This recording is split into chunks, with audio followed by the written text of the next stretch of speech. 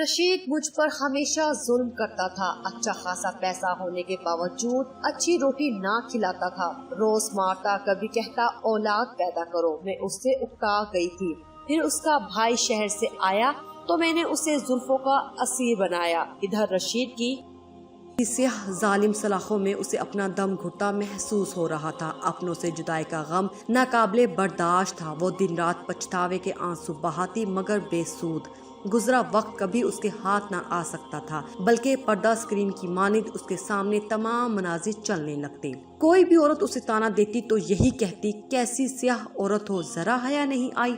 وہ روتی، چیختی، بلکتی رہتی، مگر جیل کی یہ سلاخیں اس کی دردناک زندگی اور موت کی جگہ بن چکی تھی۔ وہ اپنے باپ کی اکلوتی بیٹی تھی۔ ماں باپ بہت ہی غریب تھے۔ باپ مزدوری کر کے جو بھی کماتا اس سے 2 وقت کی روکھی سوکھی کھا لی جاتی۔ اس کا چچا زاد رشید تو شروع سے اس پر مرتا تھا، مگر وہ اسے گھاس نہ ڈالتی۔ اسے شروع سے ہی امیر زادوں کی بیوی بننے کا شوق تھا۔ روٹی کو تو وہ ترس چکی تھی۔ جوان ہوئی تو ارمان بھی جوبن پر آ گئے۔ گلی کے کئی لڑکے اس پر مرتے تھے۔ بے حد حسین تھی، اسی لیے غرور بھی کرتی۔ جلد ہی اس نے ایک آدھ لڑکے سے بات کرنے کے بعد کھانے منگوانے شروع کر دیے۔ وہ اپنی عزت کی حدود کو جانتی تھی، مگر اس کا مقصد صرف باہر کی دنیا گھومنا اور کھلا کھانا پینا تھا۔ باپ کو اس کے حالات کا علم ہوا تو اس نے زبردستی چچا زاد رشید سے نکاح پڑھوا دیا۔ اب وہ رشید کی بیوی بن کر اس کے گھر رہتی۔ رشید جو کہ سموسوں کی ریڑھی لگاتا تھا، شادی کے شروع میں تو وہ اچھا خاصا کھلاتا رہا، مگر آہستہ آہستہ وہی پرانے دن آنے شروع ہو گئے جو وہ بھوک سے بے حال ہوا کرتی تھی۔ رشید تو اسے بالکل ناپسند تھا۔ وہ اسے محبت سے دیکھتا بھی تو اسے خوب ڈانٹتی اور اپنی طرف دیکھنے سے بھی منع کر دیتی۔ رشید بھی اس کے حسن کا اسیر تھا اور اب تو اسے اولاد کی خواہش تھی، مگر نازیہ جانتی تھی جو اسے پیٹ بھر کر نہیں کھلا سکتا وہ اس کی اولاد کو کیا کھلائے گا۔ اسی لیے اس نے اولاد نہ پیدا کرنے کی ٹھان لی۔ اب رشید بھی روز آگ بگولا ہوتا اور خوب مار پیٹ کرتا۔ وہ روز روز رشید کی مار پیٹ کھا کر تنگ آ چکی تھی۔ وہ کہیں دور ایک آزاد پنچھی کی طرح اڑنا چاہتی تھی۔ وہ اس ظلم سے نجات بھی حاصل نہ کر سکتی، کیونکہ جانتی تھی والدین کے گھر واپس بھی نہیں جا سکتی، کیونکہ وہاں فاقوں کے طوفان منڈلا رہے تھے۔ وہ خود سے تنگ آ گئی۔ کبھی کبھی دل کرتا خود کو ختم کر لے، لیکن پھر چاہ کر بھی کچھ نہ کر سکتی۔ رشید کا چھوٹا بھائی یعنی اس کا دیور بشیر جو شہر کی فیکٹری میں کام کرتا تھا، اکثر ان کے گھر آتا اور شہر کی بڑی بڑی باتیں کرتا تو نازیہ کا بھی دل چاہتا وہ بھی شہر جائے، اس کے پاس ڈھیروں پیسے ہوں اور پھر وہ ملکہ بن کے راج کرے۔ وہ جانتی تھی رشید کے پاس بھی اپنا گھر ہے، سونا موجود ہے اور بہت ساری رقم جمع کر چکا ہے، مگر پھر بھی وہ ان سب تک رسائی حاصل نہ کر سکتی تھی۔ اس نے رشید کے چھوٹے بھائی کو ہی زلفوں کا اسیر بنانے کی کوشش کی۔ جلد ہی وہ اس کھیل میں کامیاب ہو گئی۔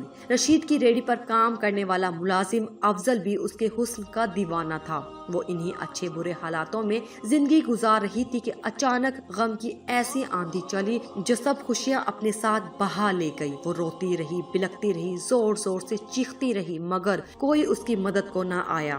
اس بھیانک رات میں نقاب پوش ڈاکو نے زبردستی گھر میں گھس کر فائرنگ کی۔ فائر رشید کے سینے میں لگا اور وہ وہیں گر کر فنا ہو گیا۔ رات کے اس پہر جب سب آرام کی نیند سو رہے تھے، اس نے اپنی چیخوں سے سب کو جگا دیا۔ اس کی دردناک چیخوں سے ہر کوئی غم میں مبتلا ہوتا نظر آیا۔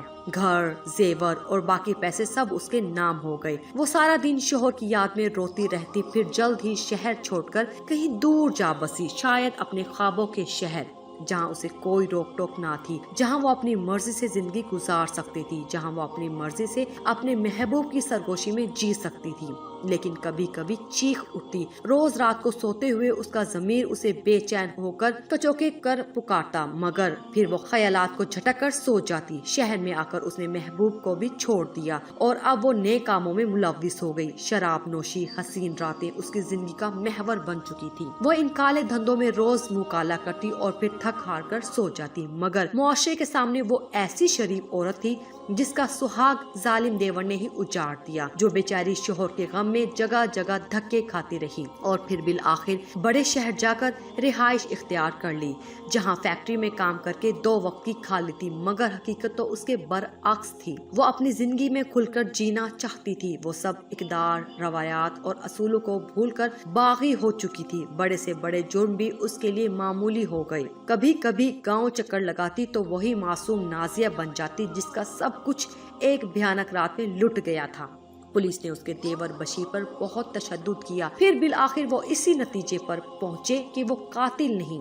बस उसी दिन के बाद उन्होंने अपनी तफ्तीश शुरू कर दी और फिर बिल आखिर वो असली कातिल उनकी गिरफ्त में आ ही गया। उरिया कपड़ों में मलबूस मशहूर क्लब में नाचती गाती नाज़े को गिरफ्तार कर लिया गया।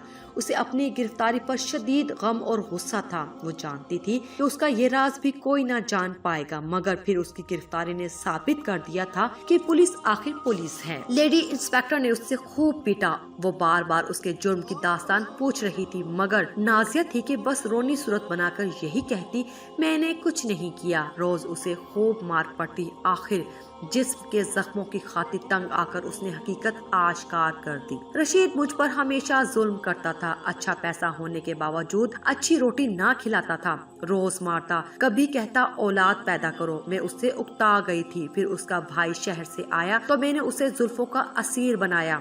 इधर रशीद की रेडी पर काम करने वाले अफजल को भी अपना दीवाना बना लिया। अफजल का कुछ बदमाशों से राब्ता था। मैंने अफजल के साथ मिलकर अपने शोहर को खत्म करने का मंसूबा बनाया। मैं जानती थी कि मेरा देवर शराब का आदी है। अक्सर शराब पीकर हमारे ही घर आ जाता। उस रोज भी उसने खूब पी। फिर मैंने उसे नींद की गोलियां खिला दी और अपने मंसूबे को पूरा करने को तैयार हो गई।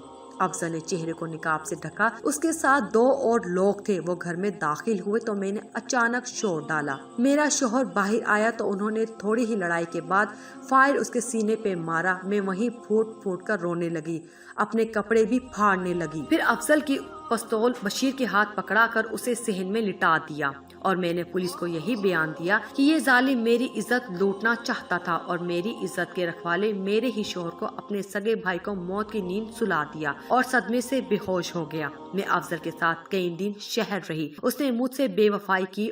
मैंने उसे छोड़कर नशा शुरू कर दिया। मैंने अपने आप को बागी करना चाहा। मैं अपनी मर्जी से जीना चाहती थी, मगर इन सब में मैं गलत सही, हराम हलाल, इकदार रवायत सब भूल गई। मैं बहुत बुरी औरत हूँ। वो अपना बयान देते हुए फूट फूट कर रो दी। लेडी पुलिस ने बयान लिखने के बाद नाज़े से कहा, अब पछताने का क्या फायदा? जब तुम्हें अल्लाह ने इज्जत की जिंदगी दी तो तुमने उसकी कदर ना की और ये सोचा कि दुनिया को धोखा दे सकोगी, मगर तुम भूल गई कि असल ताकत अल्लाह की है। मुजरिम चाहे कितना ही चालाक क्यों ना हो, वो अपना जुर्म कभी नहीं छुपा सकता।